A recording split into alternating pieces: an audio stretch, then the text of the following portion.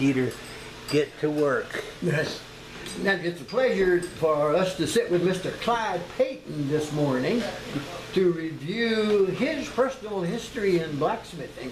And I hope that he's going to review for us how he got interested and what he's been doing these 7 or 8 years that he's been hammering iron. That's not to say that that reflects his age, because I'm aware that he's been hammering iron at least 70 years. And I pray that he will review for us some of that. We are at his home, at his personal desk, sitting inside of his house on August the 9th, 1914. Mr. Payton. 1914? Thank you, Mr. You're a little Payton. behind there. Now, I was talking about the date that you were born. Oh, okay. But today's date is 2014. And looking at the clock on his desk, it is 25 minutes after 10 a.m. in the morning. Anno Domini. Anno Dominique. And we are at a blacksmith gathering at his house, and there's a demonstration going on in his very equipped, marvelous blacksmith shop sitting to the back of his residence. Mr. Payton, it's a pleasure for us to be here. We're trying to record the history of Florida blacksmithing. And we're aware that you are a charter member of the Florida Artists Blacksmith Association. Yep. Which makes you then among the fathers of our organization. It's a pleasure for us to be here. Please tell us how it is that you got involved with, how come you ever got interested in hammering hot iron? Well, Dr. Prather, I really can't zero in on any specific time. My interest in working metal really goes back to my early childhood. My great grandfather, who was a farmer, had a very modest blacksmith shop that he used to repair and sharpen his own tools. Yes. My grandfather had a lac shop. He was also a farmer, a peach farmer, and he had a very modest blacksmith shop also. And as a small child, I remember pilfering around in his blacksmith shop and turning his hand-turned bellows or blower, Yes. forge. But I never did really get into making a fire or getting metal hot. Did you burn yourself? Oh, the first time. Oh, okay. Yes. Oh, well, you were initiated. Yes, I was initiated very early in that respect. So anyway, my confrontation with blacksmithing, or my contamination with blacksmithing, happened at a very early age. And that interest magnified and amplified quite extensively as I got older. I grew to appreciate that traditional art of metalworking called blacksmithing. Yes. And I guess a turning point in the history of my interest in blacksmithing occurred in about 1969 when I learned of a book. So the genesis of blacksmithing as we know it today started in the beginning. It started with a book, and it was a book called The Art of Blacksmithing by Alex Beeler. Alex Beeler was an advertising executive in Atlanta, Georgia. And he wrote this book in, I believe, it was copyrighted in 1969. And this copy I got from Alex. He signed it for Clyde Payton, who soon will be able to write his own book. With kindest regards, Alex W. Beeler, April the 16th, 1977. And I've read this book, by the way, cover to cover 2 or 3 times. I can tell Because- it's showing dog-eared. That tells me you've been in it a bunch. This is the original publication, the original copy or printed of this book. First edition. Since this same book has been reprinted, at least a dozen times down Yes. through the years. Yes, And it's still for sale yes. at the last time I checked, at the phenomenally low price of $10 a copy. Really? And I have bought several cases of these books down through the years to donate to FABA and give to friends and so forth. And it's the book that sort of revived the ancient art of blacksmithing in the United States. Because after World War II, blacksmithing as you and I know it today was virtually dead.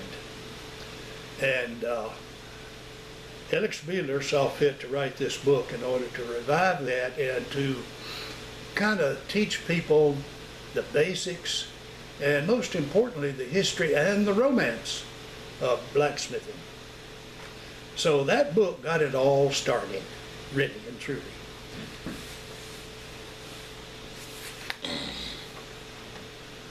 When did you get your first forge after reviewing this book, after reading that book? How long did it take you to get you a forge?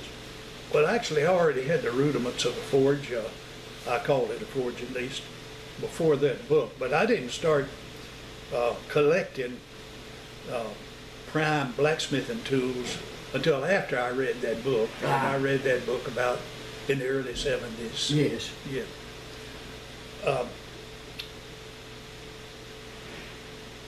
When that book first came out, the only blacksmithing organization that I know about was called the Tully Smith House Blacksmith Guild.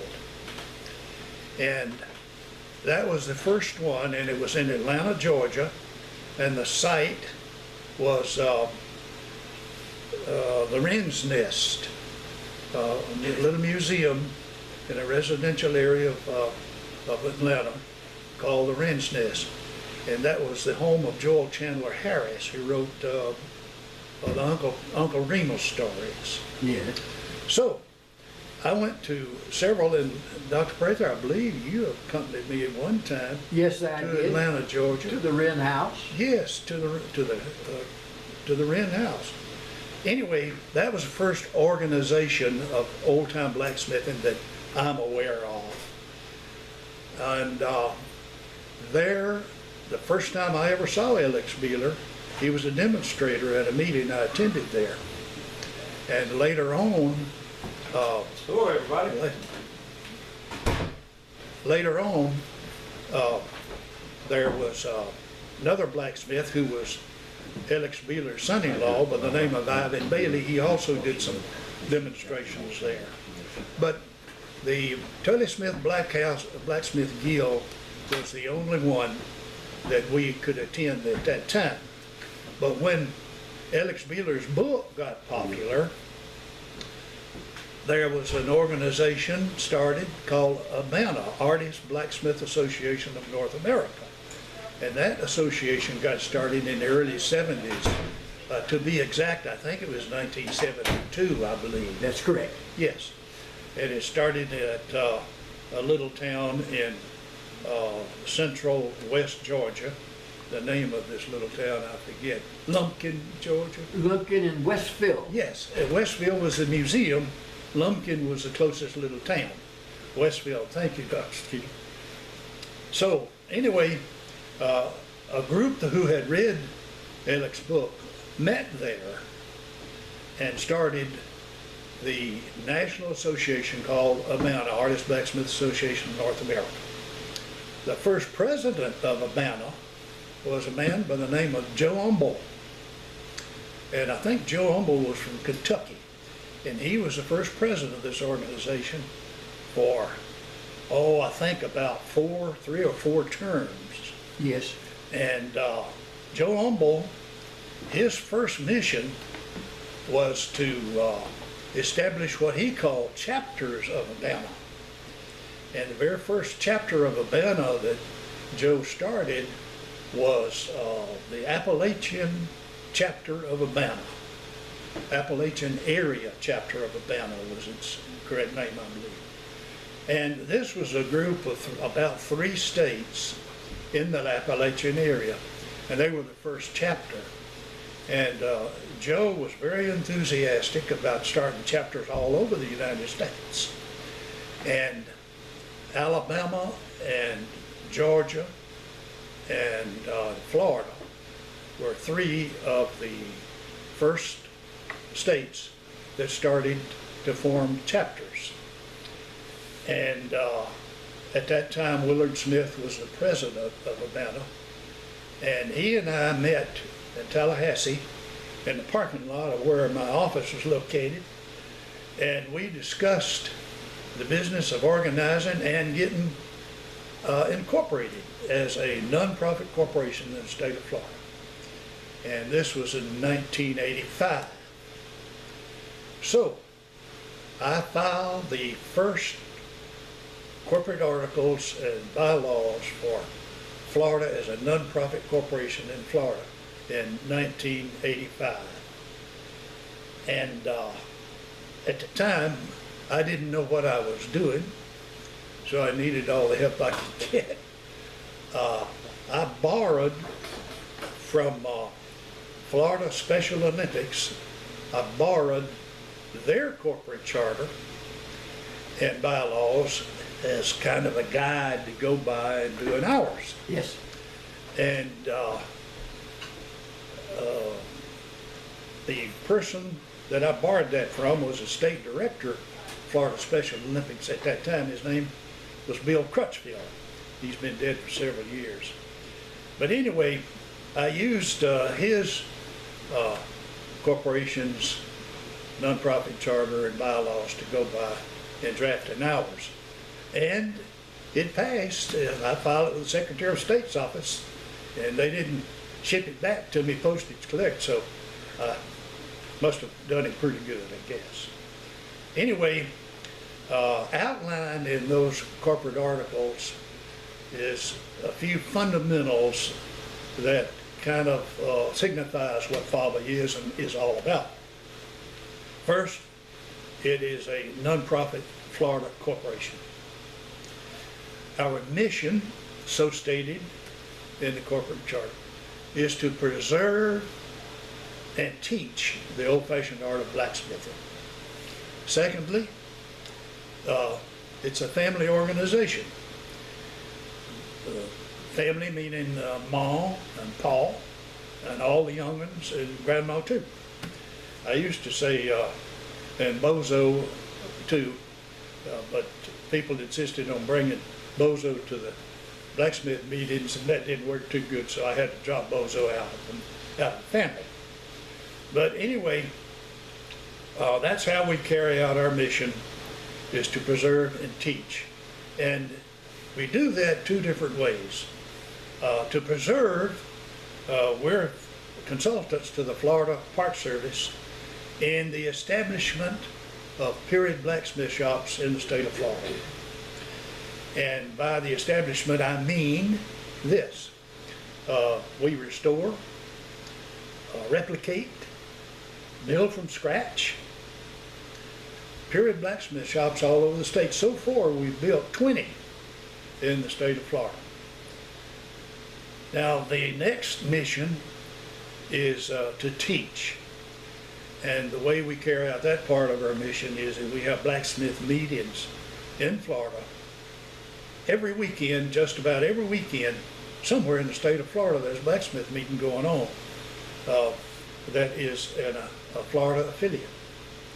And at those blacksmith meetings, such as we're having today in my shop, at those blacksmith meetings, we specialize in focusing on youth. That's another factor of our charter, by the way, is we're an educational institution with a focus on youth. So at these meetings, we always specialize in teaching, especially the young, teaching blacksmithing the old-fashioned traditional way. which, by the way of blacksmithing nowadays has very little changed since thousands of years ago. It's still done with iron, a hammer and an anvil, and a fire to heat it up. And that aspect hasn't changed one bit. So we can call it modern blacksmithing if we want to, or we can call it antiquated blacksmithing if we want to. Both are still the same.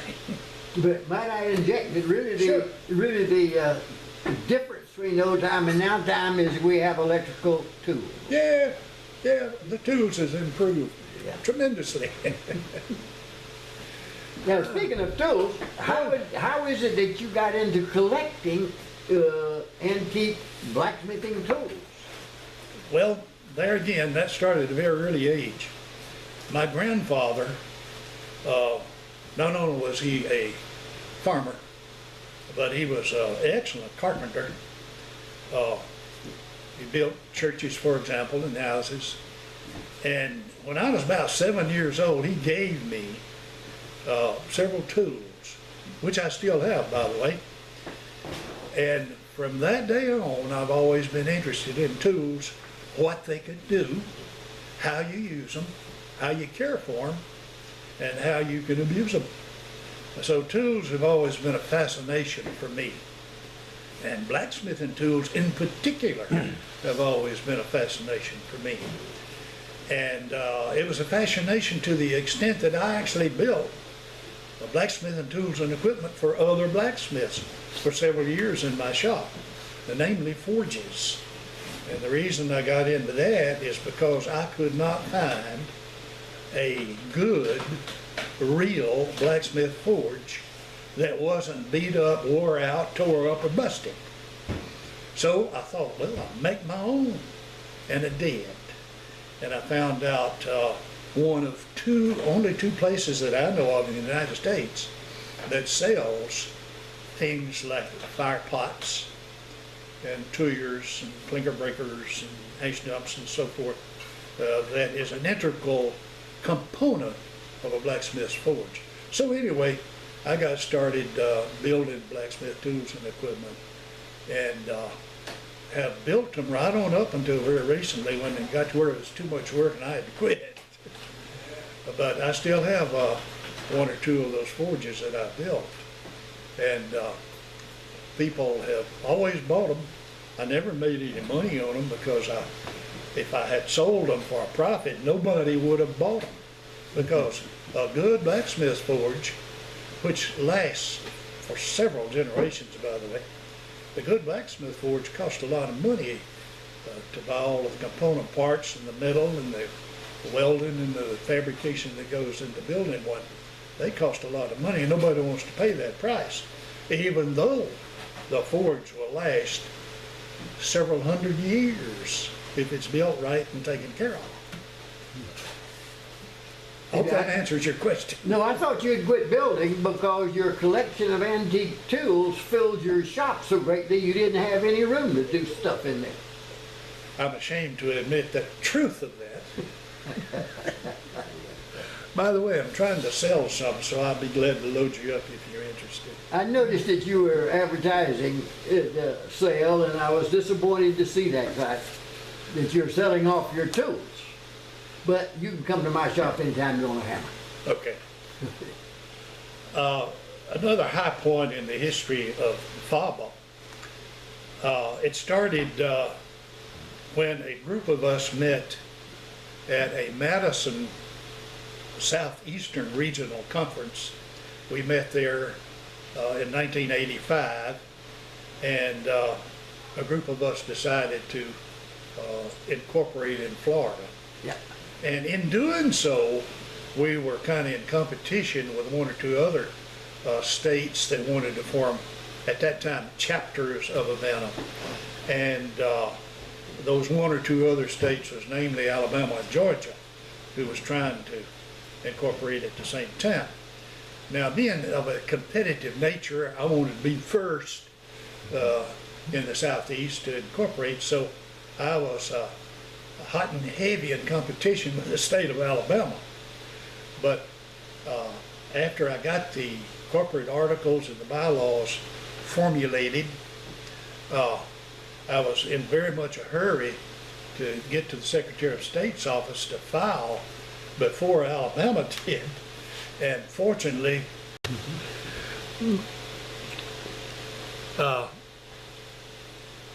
when we first started, there was a group of about 30 some odd, I believe, met in Madison.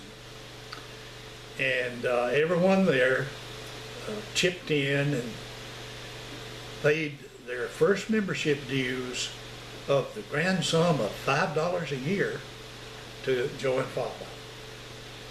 And we also voted for blacksmith board of directors, so to speak, for the Florida chapter of Atlanta. It was named at that time. We later changed the name to the Florida Blacksmith Association. But anyway, all of that group but one, Mr. Ben Rogers, paid his $5 membership fee. And poor old Ben didn't have the money. He didn't have $5 at that time. I didn't know it, or I'd give him $5. But he was the only one that didn't join. But we honored his presence at that beginners meeting anyway. And so even though he didn't pay his $5, we counted him as a charter member. What we're going to do with all that money? Well, it didn't take long to spend it. First thing we spent it on was a newsletter. Okay.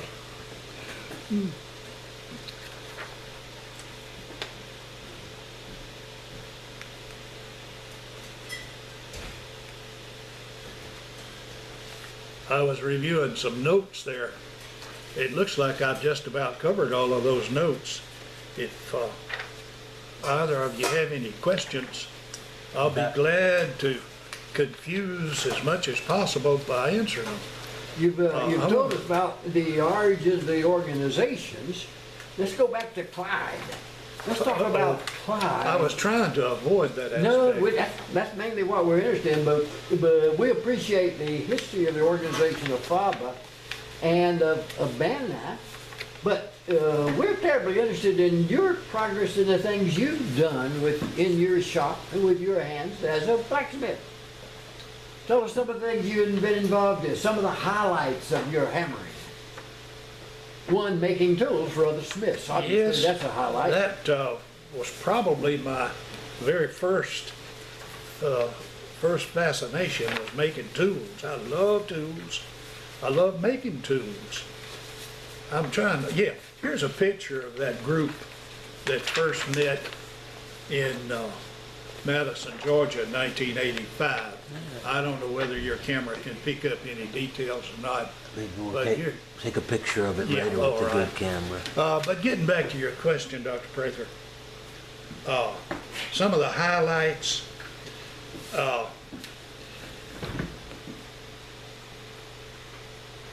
my church built a new sanctuary a few years ago. Yes. And they built a real nice choir loft, I call it, where you have to go up a series of 3 or 4 steps to get up to the choir area. Yes. And going up these steps, there was no handrail. No handrail in the church. So the deacons came to me one time, knowing that I was a blacksmith, and pleaded that I build 2 sets of handrails to go in the church. And so I set off to build a couple of handrails, and they're quite beautiful, I think. Very simple, which is one of the requirements for ironwork in a church. But anyway, that was one of the highlights, to be asked to build handrails for my church. But that was very recent, within the last few years. You've been hammering iron 40 years before that. Well, all of the iron that I did before that. Oh, by the way, I want to tell you about another thing I built for the church. And then I'll come back to your question. Another thing I built for the church was a window grill. Again, the church came to me wanting me to build a burglar bar for the church office. Aha. And so I told them right off I didn't build burglar bars, but I'd be glad to build a pretty grill to go in that office. And so I built a real nice grill to go in the church window. And the focal point of this grill was a cross. And the cross was a bright metal, and the rest of this window grill was black iron. But anyway, that turned out to be a spectacular piece of artwork, if I must say so myself. I'll confirm that. And it is still in the old church office. They've since built another church office, bigger and so forth. But anyway, that window grill is still in what is today the church's library, and it's still there in place. And I thought that was a highlight too. Yeah, it was a marvelous piece. I have seen it, Mr. Payton. Yeah, well, good, Yeah. good. But to get back to your question, what did I do before that? Yeah. Mostly it was strictly utilitarian type blacksmithing. For example, I live here in an agricultural area in rural Jefferson County, and farmers used to bring me all kind of broken stuff, busted stuff that needed alteration, but mostly they brought me doggone bush hog blades to sharpen. And I hate sharpening bush hog blades because it is so work intensive. You can get a ruptured rotor cuff in a hurry beating out the metal that bush hog blades is made out of. But anyway, that was the mainstay of my forge for too many years. That's okay. Beating out a bush hog blade, first of all, they're made out of the toughest steel I think I have ever worked on in my life. But beating those things out, you have to heat them up in sections because they cool off too quick for that tough steel to be forged out sharp again. And that's the way you sharpen big blades like bush hog blades. You sharpen them by forging out a new edge. Rather than grinding off. Rather than grinding. But there's still a little bit of grinding you have to do, and I did it with a hand grinder. But that was very little grinding. There's an old blacksmith saying, if a fine edge you would win, first forge thick and then grind thin. So that's what you have to do with blacksmith blade, with bush hog blades if you're going to sharpen them. Yeah. You forge them down as much as you can by hammering them hot, and then you take a grinder and you touch them up. That was obviously before you got a mechanical, electrified power hammer. Yes, it was before, but even after I got one, I still had to sharpen bush hog blades.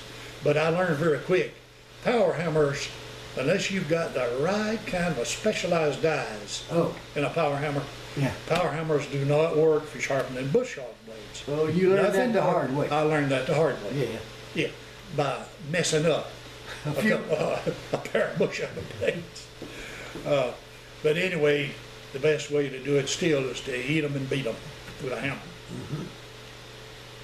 Okay, good. Is it fair to ask you some major mistakes you've made? How many times have you been burned?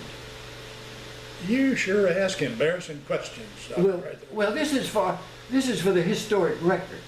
Oh, well, if I might be flippant, I've been burned too many times. No, that's but, consistent.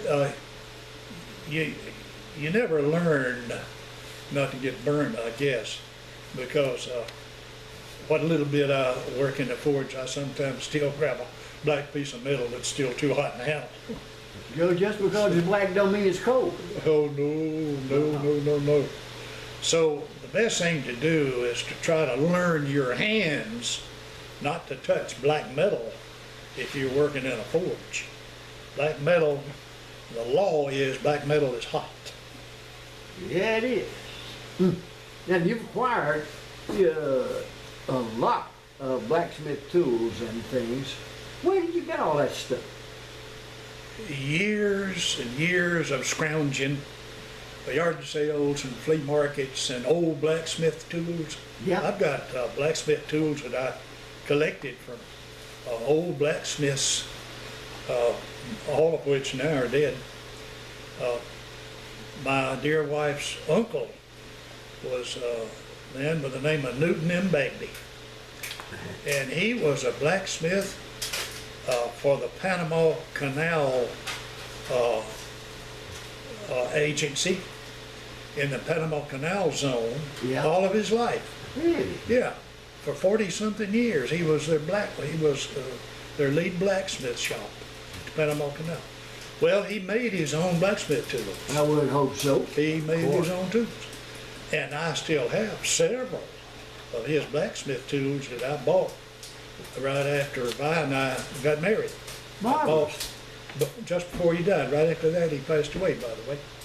But I bought some of his tools. Similarly, I have collected blacksmith tools from my grandfather and a lot of other old blacksmiths. Yes. Yeah, Judd Nelson, for example. Yes. And I've also collected a lot of blacksmithing tools from the Kenny Lynch collection. Yes. Kenny Lynch was a metal worker who also was dead several years ago. But Kenny Lynch collected tools. And when he passed away, he had warehouses full of tons and tons and tons of tools. He didn't buy them one at a time. He bought them by the case and railroad lots. He sure did. And if the factory didn't want to sell the tools, he bought the factory. He emptied it out and sold real estate. Yeah. Such was his fanaticism in collecting antique tools. And I'm very fortunate to own some of the tools out of his collection. That's So, marvelous. so anyway, resources like that are not present today. You do not find good old blacksmithing tools anymore. You know, because the Clyde Paytons of the world got them all sequestered. Guilty. And I'm glad I'm guilty. Yeah. I had a finest collection of anvils you've ever seen at one time. And I didn't want to just sell them outright. Every time I ever sold an anvil, I always suffered from postpartum depression. So anyway, I wanted these anvils to go to museums. Yes. So the first museum I sold anvils to was to a curator by the name of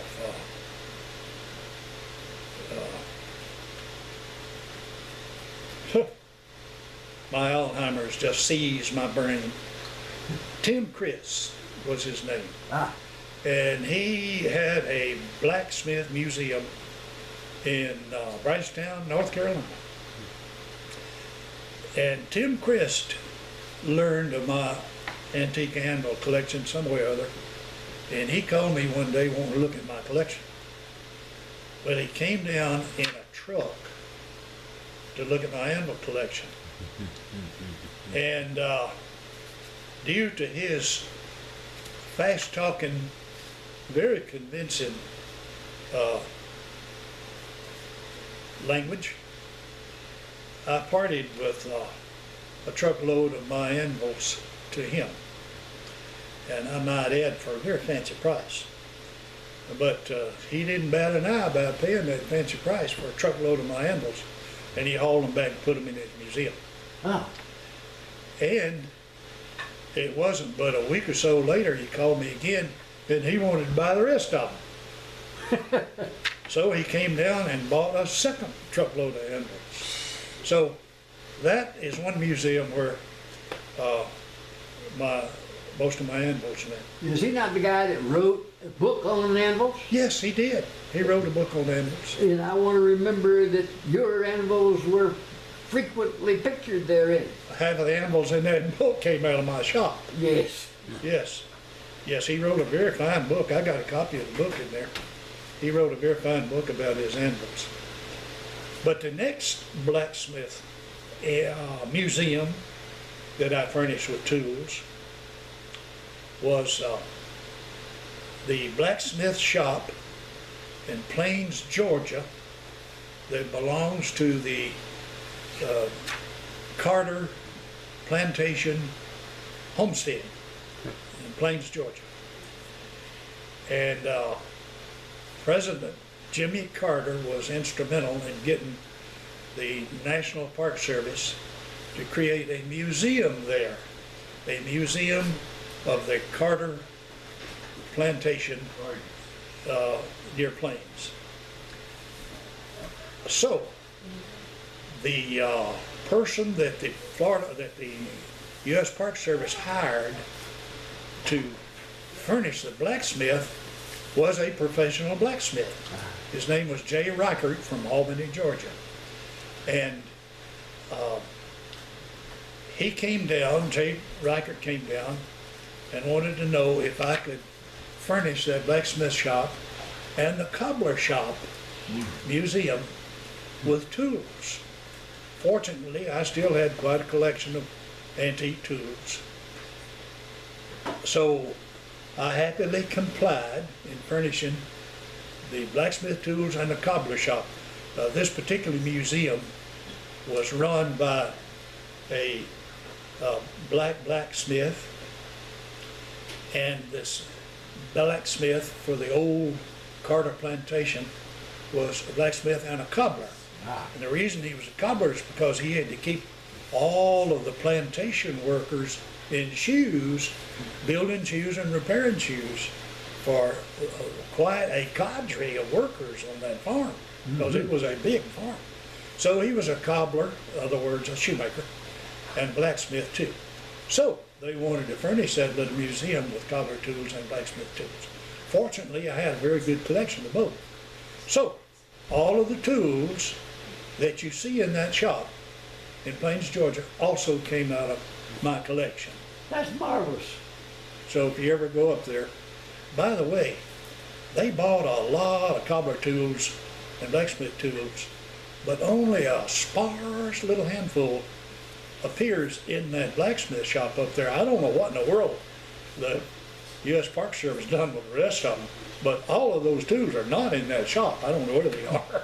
They might have found a place for them elsewhere in the United States. That's what I'm afraid of. Oh, this is marvelous.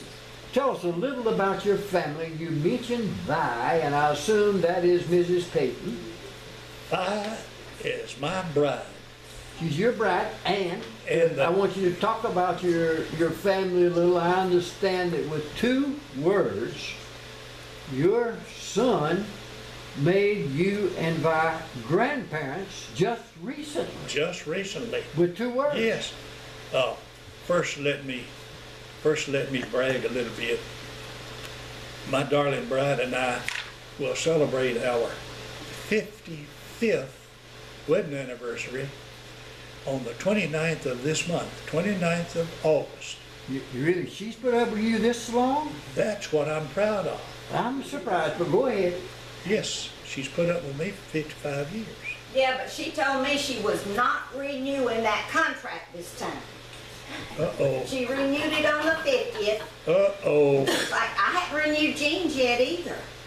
So, y'all gonna have to straighten up if you want us to renew our contracts. I'm gonna have to do a lot of praying, aren't I? Ain't you though? Anyway, yes. My oldest son, Bill, lost his wife to cancer about 3 years ago. And he recently got remarried. And he married a very lovely lady who had an adopted daughter, a daughter that she adopted when the baby was just a few months old. And it was adopted from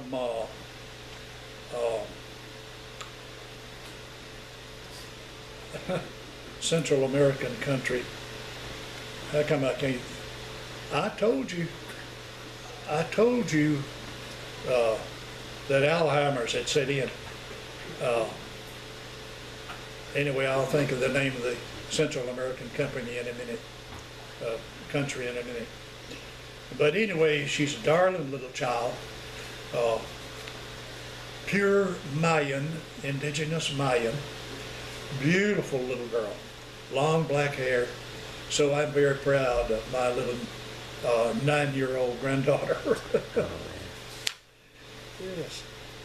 Okay, and you have another. Proud of Lee, mostly because of his fascination with art in general. He is really a grand artist, and also with his fascination with music. He's also a very good musician, piano and guitar, to be specific.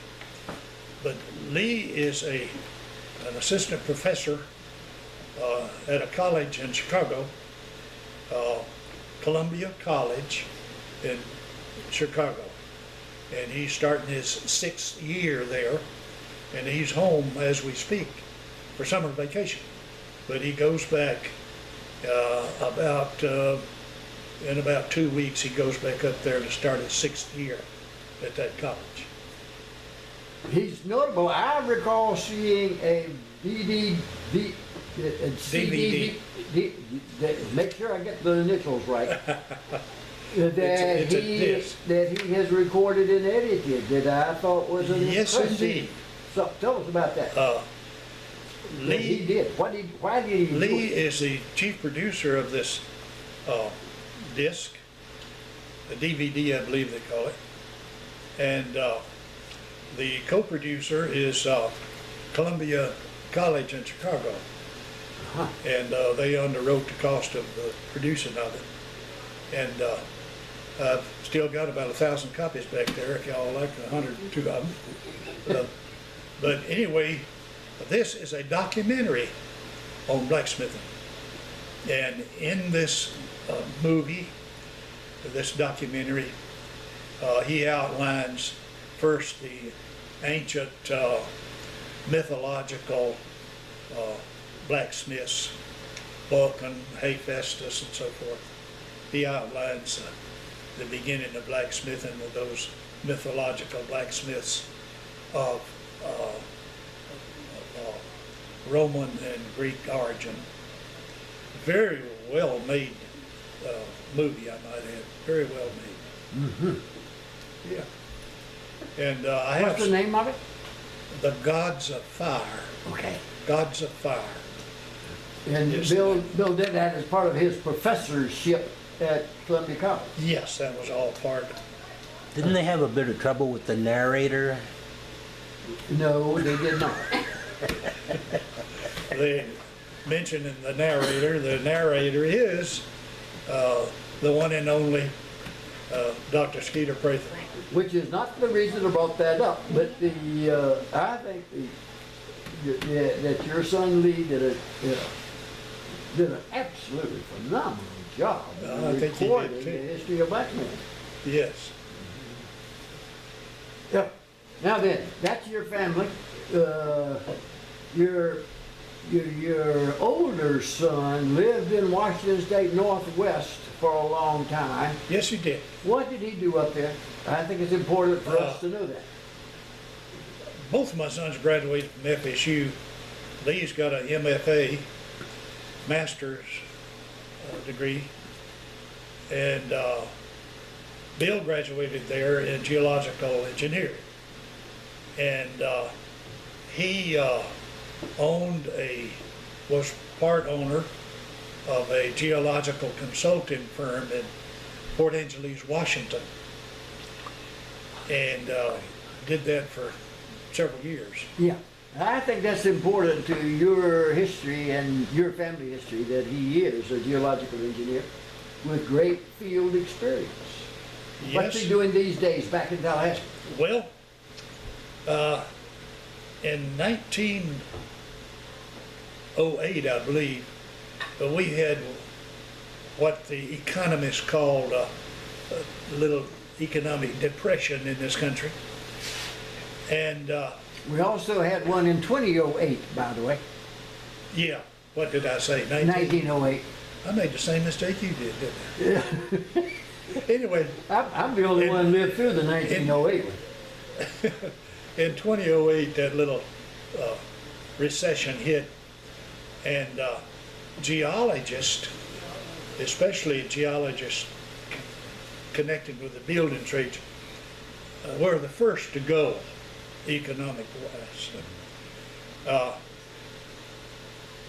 A geologist is the first one on the building site, but only after his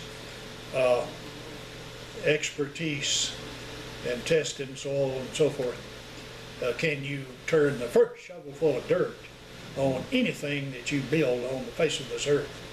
So, that having been said, his firm kind of almost went bankrupt because they couldn't get any work. Oh boy. And because of that, mostly, he sold his part of the company to other members, other owners, and moved back to Tallahassee. Yeah. And he got his job in Tallahassee over the telephone, by the way. But anyway, he is now a landscape geologist, I guess you'd call it. And he does landscape work for the city of Tallahassee. Ah, good. Good. Yes. Yeah. Huh? So if you're ever on the section of the Capitol Circle, otherwise known as the truck route, that goes from Appalachia Parkway to Crawfordville Road, that is his specific beat. And he is responsible for every tree, every flower, every kind of grass, and every cultivation and nutrient aspect of those plants. Now we've covered your, I would say 39-year history in blacksmithing. I won't add that up for the purpose of our recording, but we've skimmed across very quickly 39 your total blacksmithing history. What have we left out, Clyde? What have not we addressed? Well, you've left out all the bad parts and the embarrassing Well, I asked parts. you about those, but you refused to answer. And I still refuse. I don't think we've missed out on anything of any particular significance. Okay. There's one thing that I'd like to emphasize. Please.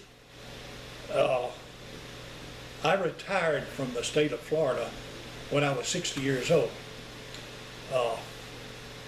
The last several years I worked for the state of Florida. I was an administrative hearing officer for the state. I did parole revocation hearings for youth in an agency called HRS. But anyway, that's what I did. When I retired, I took on a second vocation or profession, non-paying job. And that job was FABA, Florida Artists Blacksmith Association. And I kind of took it on full time. Yes. Because that was kind of a second love. Vi says it was my first love. Because it was a family organization. It focused on blacksmithing, which was always a fascination for me. And in focusing on blacksmithing, you had to involve tools, which likewise was part of my mania. So that pursuit kind of struck me right smack dab in the middle of my interest, my intellect, and my devotion. And I've been kind of devoted to that nonprofit, family-oriented teaching institute ever since. Yeah, besides doing all the original organizing work to make it official, you have served several terms as president of the organization and other offices, as I remember. Several offices on the board, secretary, treasurer, program director, president,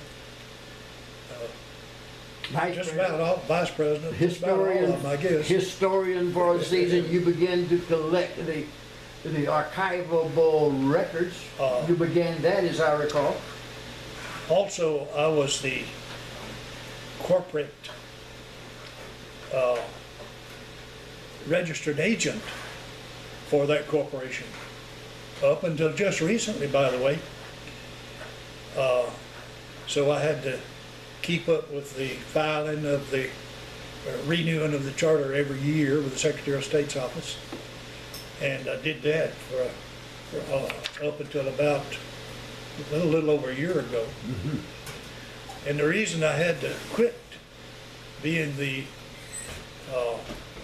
corporate agent is because they changed the filing of the Secretary of State's office from doing it manually, where I took it typewritten down and presented it to the Secretary of State's office. They changed it to filing online. And that left me out because I am not computer literate. The only thing I know how to do to a computer is unplug it from the wall. So anyway, I had to turn that job loose. Otherwise, I served in that capacity. Since the origin. Since the origin, Yeah. yes. Yeah, you also are the author of a special scholarship that our organization offers. You want to mention that? Oh, I think of yes, Walt Anderson. Yes. Let's see. The Walt Anderson Scholarship is a scholarship that FABA offers every year to a worthy recipient, whatever that means.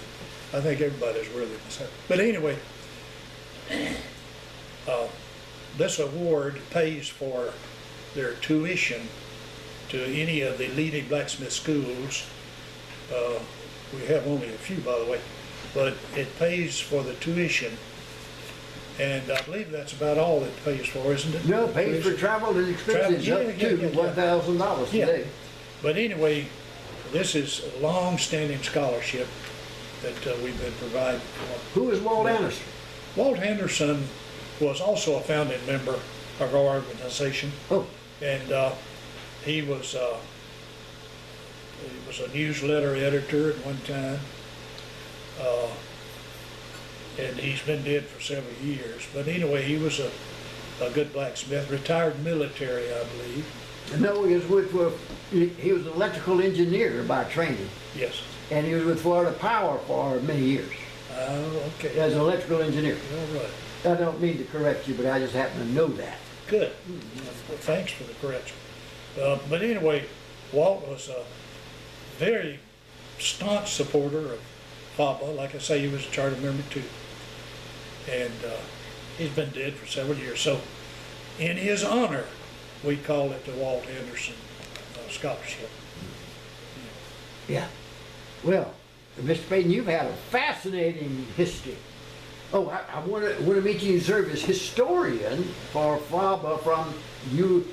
You allowed that we needed to maintain the history, and you declared yourself the historian and would collect records.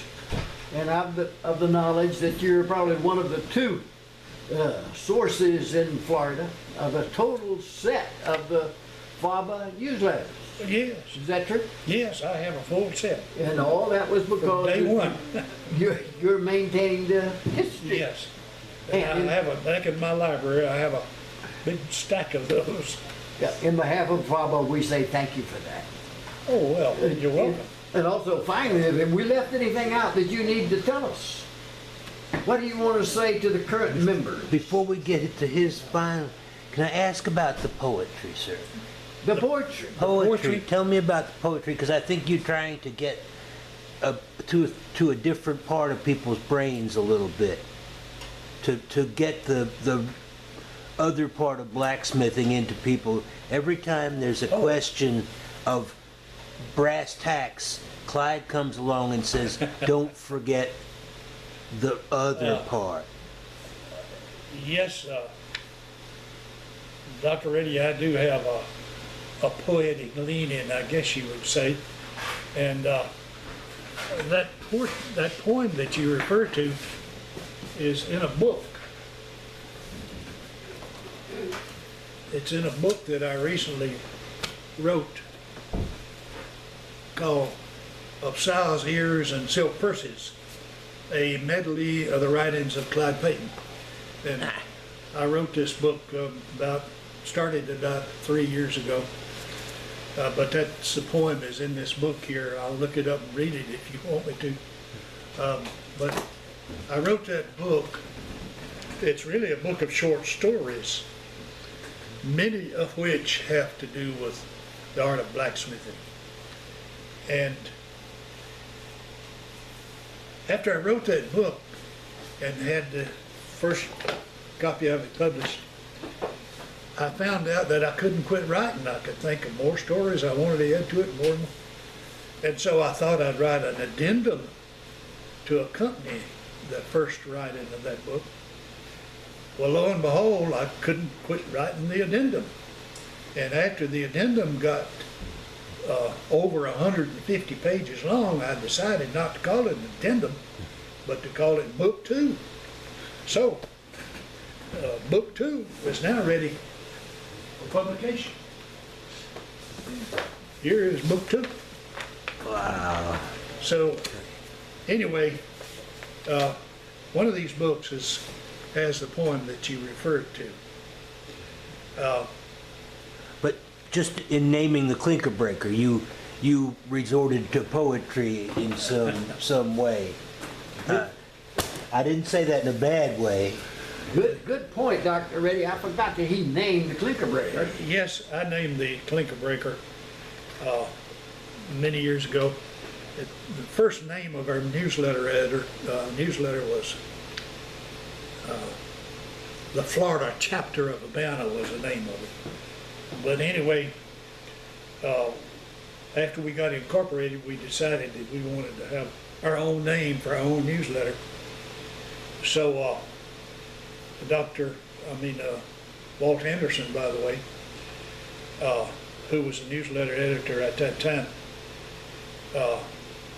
got a little committee together. And the charge for this committee was to come up with a name for the new newsletter. So I submitted the clinker breaker as a name for our newsletter. And that name was selected by the committee and offered to the newsletter editor and the board, and they chose to go with it. And you got an award for that. A year's membership free. Yes, as a matter of fact, you reminded me of that. I did. Yeah, you I did. got a year's membership. But anyway, getting back to the significance of that name, the clinker breaker is one of the vital components of a blacksmith's forge. The clinker breaker is part of the actual firepot in a forge. It's located right down at the bottom of the firepot. Now, the purpose of the clinker breaker is to break clinkers in the fire. Now, what is a clinker? A clinker is the non-combustible residue that's always left in a coal-fired forge. When the coal is burning in a fire in the forge, there are certain parts, dirt, for example, and the various ash chemical composites, such as sulfur oxides of various kind and ferrous oxides of various compositions. All of this stuff will not burn. So it melts and solidifies down in the bottom of your forge, down in the bottom, right where the air comes out. So after you have used your fire for a while, that clinker stops up the air. So you have to have some way to clean out that clinker so that your fire is revitalized and commence again to do its work. So there is a poetic significance between keeping a clean fire to create your work and that little part of that forge called the clinker breaker, which actually does the cleaning. In so doing, it establishes the veracity, the truth that is, of the fire and its purpose. It establishes, well, I forgot my train of thought again. You'll have to pardon my short memory. But anyway, the clinker breaker is an instrument of truth and purity. And it furnishes good results, just as a good newsletter furnishes good results and truth. So I saw the significance and the connection between the clinker breaker and the newsletter name. I hope that answered your question, David. Yes. And it is stuck, and it is a good name. And it stuck. Oh, yeah, that's it. Unfortunately, that does not translate very well to the rank and file person that's interested in blacksmithing. They don't understand what a clinker breaker is, and they don't see the significance of it. You might That's suggest to the editor of the clinker breaker that he republish the origin of the name. Why don't you do that? The editor? Yeah, tell the editor to republish the origin of the name clinker Well, breaker. Dr. Reddy, have at it. You run into that sucker, let me know. No, that's a good idea. I was reading the history, getting ready for this, and it was like, you know what? That would be a nice piece. Skeeter, a minute ago you asked me what did I leave out. Not on purpose, I have left out one very significant attribute of our organization. Again, let me emphasize that our organization is a nonprofit corporation. It is a teaching institute, and it is family and youth focused. Okay? Now, with that criterion in mind, let me review very quickly another attribute. We, as a teaching institute, are sanctioned by the Florida Board of Regents to grant an honorary doctorate's degree in metalwork, i.e. blacksmithing. And we have done that for many years now. Now, what this means is that we, a committee, a special committee that's in charge of formulating this award and giving it out to a recipient, we try to find a person who has contributed greatly to the preservation and practice of the old-fashioned art of blacksmithing. And in doing so, we have given out that award to, I forget the exact number, but it seems like about 9 or 10 different, eight different people down through the 27 or 8 years that we've been in existence, since 1985. And if I may, I'll show you the picture of the very first recipient.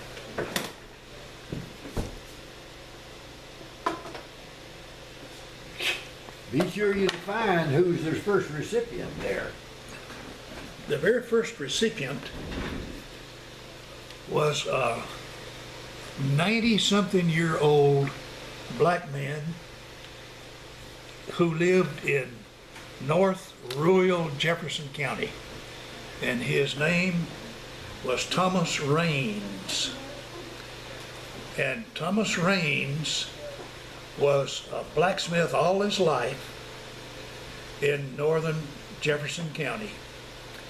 And he taught blacksmithing to soldiers who was coming home in World War II. He actually taught them the skill of blacksmithing as part of a veterans rehabilitation or re-entry program. And he was paid by the federal government for teaching blacksmithing to blacksmith. And he remained a blacksmith up until he was so old he just simply could not pick up a hammer. And he had the most humble blacksmith shop I have ever seen in my life. As a matter of fact, he had an old Fulton anvil that he bought from Sears Roebuck back in the 20s. And his blacksmith shop, the forge was built on the ground, and he sat on a low stool to use his forge. His anvil sat on the ground beside And him. his anvil sat on the ground by the side of him. And he had an old Royal blower, Royal is the name of the old blower, that he used. But before that, he used a bellows, which he made out of leather and wood, that he built himself. Yeah. But that thing soon wore out, and he found a second-hand blower. And then he connected a pipe from that blower into his fire pot in this ground forge. And the pipe is made out of tin cans. He cut the top and the bottom out of cans, and being a good blacksmith, he telescoped these cans together to make his pipe. In other words, he was very resourceful. He's a blacksmith. And the reason is because he was a blacksmith. He knew how to do it. But anyway, he is the very first recipient of that very prestigious award. And we're very proud of that award, and we hope that it never loses its significance. Thank you, Dr. Payton. Yeah, Dr. Payton is a recipient of one of those PhDs, and I apologize, Dr. Payton, for not addressing you formally, but on behalf of FABA and the editor of our Clinker Breaker, I say to you sincerely, thank you so very much for taking this time and reviewing with us your fascinating history and dealing with hot metal. Well, thank you. My pleasure. And I hope I confused you significantly. Off. You confuse